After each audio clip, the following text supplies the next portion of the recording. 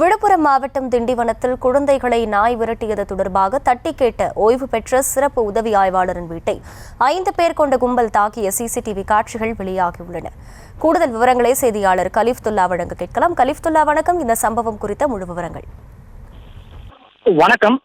விழுப்புரம் மாவட்டம் திண்டிவனம் வகாப் நகர் பகுதியில் சேர்ந்தவர் ஓய்வு பெற்ற சிறப்பு உதவியாளர் தேவராஜ். இவர் இந்த பகுதியில் குடும்பத்துடன் வசித்து வருகிறார். இந்த நிலையில் நேற்று அருகே சினிமா தியேட்டருக்கு குடும்பத்துடன் சினிமா பார்க்க சென்றுள்ளார். அப்போது அவரது பேரண்ட் குழந்தை அந்த பகுதியில் மங்கையரசி என்பவருக்கு சொந்தமான 9 நாய்கள் உள்ளது. அந்த நாய்கள் சிறப்பு உதவியாளர் தேவராஜ் பேர குழந்தையை துரத்தியுள்ளது. இதனால் அவர் நாய் விரட்டியுள்ளார். அதற்கு அந்த பகுதியைச் சேர்ந்த நாயின் உரிமையாளர் மங்கையரசி அவரது மகன்கள் ஏன் நாயை விரட்டிகள் என கேட்டு உதவியாளரை மிரட்டியுள்ளனர். சிறப்பு உதவியாளர் தேவராஜ் மற்றும் குடும்பத்தினர் சினிமா தியேட்டருக்கு சென்ற பிறகு மங்கையரசின் மகன்கள் நவீன்குமார், கிஷோர்குமார், பிரவீன்குமார், அடையாளம் தெரியாத சுமார் 5 பேர் சிறப்பு உதவியாளர் தேவராஜ் வீட்டில் இருக்கும் பொருட்களை உடைத்து அட்டகாசத்தில் ஈடுபட்டுள்ளனர். அந்த சிசிடிவி காட்சி தற்போது வெளியாகியுள்ளது.